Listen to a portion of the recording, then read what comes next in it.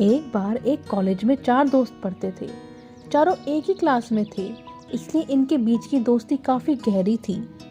एक दिन कॉलेज में अनाउंसमेंट की गई कि कुछ दिनों बाद आपका एग्जाम लिया जाएगा। लेकिन ये बात ये चारों दोस्त भूल गए और एग्जाम की एक रात पहले ये चारों दोस्त पार्टी के लिए बाहर चले गए। अगले दिन जब चारों दोस्त कॉलेज गए तो उन्होंने देखा कि एग्जाम का टाइम तो खत्म हो चुका है।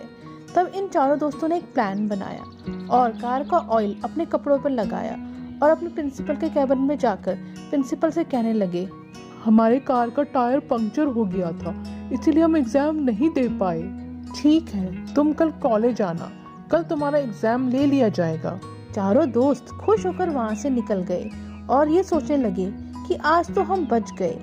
इन चारों दोस्तों ने रात भर पढ़ाई करी और जब अगले दिन एग्जाम देने गए तब इनसे कहा गया कि तुम चारों का एग्जाम अलग अलग क्लास में लिया जाएगा।